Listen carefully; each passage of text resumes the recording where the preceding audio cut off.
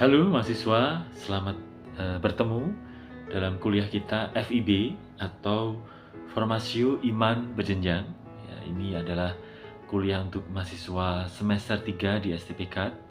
Semoga hari ini Anda banyak rezeki, Anda sehat, Anda sudah sarapan, Anda siap untuk menjalani aktivitas Anda dengan sebaik-baiknya.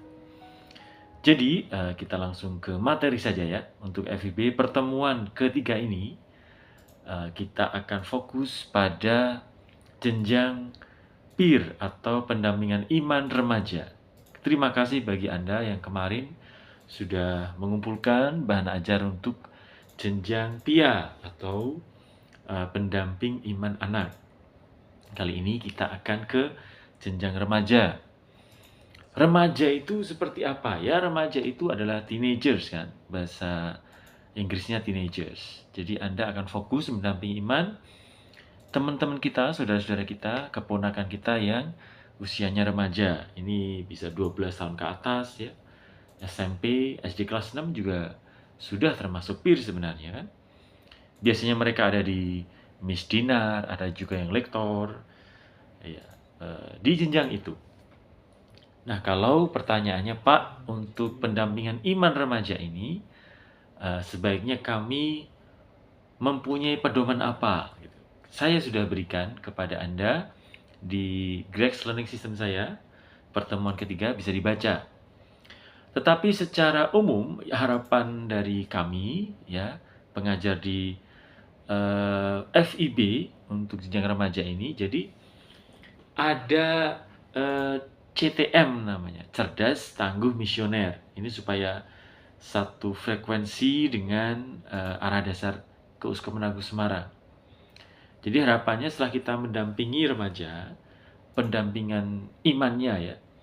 Jadi ada unsur kecerdasan yang kita olah, unsur ketangguhan yang kita olah, dan juga unsur misioner dari remaja yang bolehlah ya berinteraksi dengan dunia gereja dan masyarakat.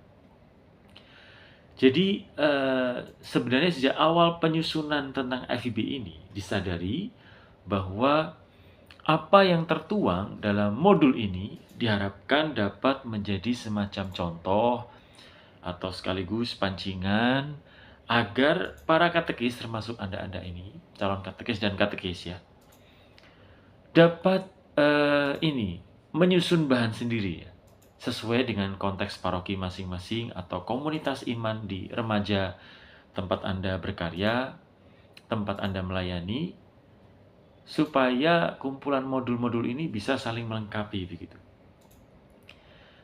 Nah, peer ini sebenarnya kalau kita akui tidak lagi sekompak PIA kan. Jadi ada beberapa peer yang pendampingannya itu tidak teratur seperti PIA yang setiap minggu harus kumpul gitu. Maka tidak semua kelompok peer itu bisa secara umum berjalan dengan baik. Kalau misioner sudah jelas ya. Saya kira secara umum baik. Tapi kalau peer-nya itu kadang-kadang malah mereka ada masalah konflik dengan misioner dan seterusnya. Tetapi memang kita berharap bahwa ajang peer ini, jenjang peer ini menjadi ajang kita bisa mengolah iman mereka. Ada 4 indikator iman yang kemudian kami harapkan ada, yaitu ada di unsur pengetahuan iman atau kerigma. Nah, nanti dijelaskan bahwa di dalam usia remaja ini pengetahuan imannya sudah lumayan ya, minimal mereka kan sudah komuni pertama nih. Jadi bahan-bahan tentang Yesus Kristus, tentang doa-doa gereja yang ya secara umum sudah dilakukan itu bisa ya. Aku percaya sudah bisa. Devosi-devosi sudah bisa. Mengaku dosa juga sudah bisa. Ini yang kita olah. Baca kitab suci harusnya sudah lancar ya. Ini yang untuk pengetahuan iman. Nah, semoga mereka juga tertarik gitu. Ada yang tertarik, sebagian tertarik untuk menjadi imam Bruder Suster gitu kan. Mungkin kita bisa ada animasi ke sana nanti tema-temanya. Atau sudah mulai berpikir kalau besok nih saya punya keluarga, pelan-pelan ditata menjadi seorang anak yang baik, ayah yang baik, ibu yang baik seperti apa. Itu sudah mulai ditata secara Kristiani. Selain itu, selain pengetahuan iman, kita juga mempertimbangkan diakonia atau moral Kristianinya. Diakonia itu biasanya lebih ke pelayanan. Apapun yang kau lakukan untuk saudaraku yang paling hina ini, nah itu kau lakukan untuk Tuhan. Bisa nggak dalam pendampingan kita, salah satu bahan ajar kita, salah satu materi rekoleksi kita, mengajak anak-anak untuk melayani mereka yang miskin, lemah, terlantar, mereka yang lanjut usia, mereka yang sakit, dan seterusnya. Kemudian ada lagi aspek liturgia, adalah aspek di mana kita meminta para remaja untuk berdoa dengan baik, berdoa dengan mendalam begitu. Kalaupun misalnya mereka berdoa belum mendalam, nggak apa-apa, kita bimbing mereka menjadi doa yang lebih baik daripada sebelumnya. Liturgia. Lalu satu lagi adalah koinonia. Nah, koinonia ini diharapkan nanti bagaimana kita mengajak jenjang PIR itu rukun bersatu satu sama lain. Oke, kira-kira itu. Nanti Anda bisa lihat langsung bahannya di pertemuan ketiga. Silahkan kelompok untuk bisa berdiskusi satu dengan yang lain, ya teman-teman, supaya nanti kita saling sharing, saling presentasi bagaimana bahan ajar kelompok masing-masing. Ada contohnya nggak Pak? Ini saya beri contoh ini ya. Misalnya secara struktur ada lagu pembukaan, ya kan? Ada doa pembukaan. Kemudian doa pembukaan dan lagu pembukaan semoga koheren dengan tujuan rekoleksi ini kan.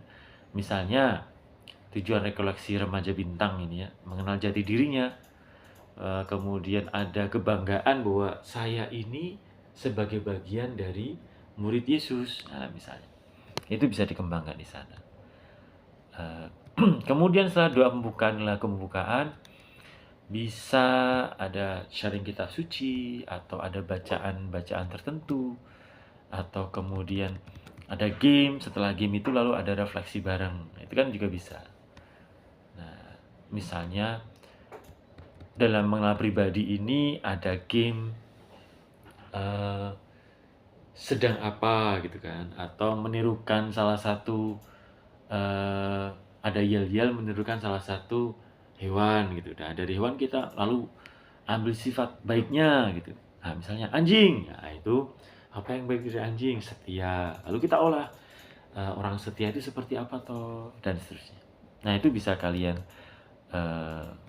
eksplorasi masing-masing kelompok ya. Tergantung tema yang Anda pilih. Pak, temanya apakah bebas? Bebas saja ya.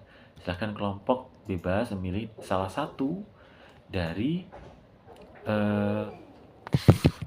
5 pilihan tema ya. Ada tema mengenal jati diri ya. Ada tema mengenal idola suci, Santo Santa itu. Ada tema persahabatan. Nah, ini penting supaya teman-teman PIR ini sudah mulai memanage persahabatan, menghindari relasi-relasi yang toksik begitu ya, istilah zaman sekarang. Ya, mengurangi pengaruh-pengaruh yang tidak baik dari pertemanan, atau malah menularkan hal-hal baik kepada temannya. Kemudian ada juga tema yang keempat, yaitu mengenal hidup panggilan suci, panggilan khusus menjadi imam Buddha Suster. Siapa tahu di antara remaja-remaja yang bermain bersama Anda, yang ya bereksplorasi iman dengan Anda, ada yang menjadi imam Buddha Suster. Kemudian tema kelima adalah mengenal media digital dan etikanya, karena zaman sekarang adalah 5.0 kan. Segala sesuatu tidak bisa dilepaskan dari gadget dan segala penggunaannya. Itu teman-teman yang terkasih. Semoga Anda membuat kelompok yang baik seperti kemarin ini. Lalu silahkan berdiskusi untuk membuat bahan ajar. Lalu silahkan kumpulkan bahan ajarnya ke Google Classroom saya. Maksimal 1 minggu ke depan. Oke, terima kasih. Oh, bukan ya, karena kita belajarnya bukan di hari Jumat, di hari Kamis. Jadi kita buat 4 hari ke depan saja. Bisa, karena ini hanya diskusi satu bahan ajar rekoleksi. Begitu teman-teman. Terima kasih semuanya. Selamat pagi. Kita tutup dengan doa singkat. Dalam nama Bapa, Putra, dan Roh Kudus. Amin. Terpujilah nama Tuhan Yesus. Bunda Maria dan Santo Yusuf sekarang dan selama-lamanya. Tuhan berkati kami, kuatkan kami hari ini. Semoga niat-niat baik kami dapat Kau bantu agar terwujud nyata, sehingga membuat keluarga kami baik, teman kami juga sehat dan sejahtera. Amin. Bapa, Putra, Roh Kudus. Amin. Terima kasih. Selamat pagi semuanya, selamat beraktivitas.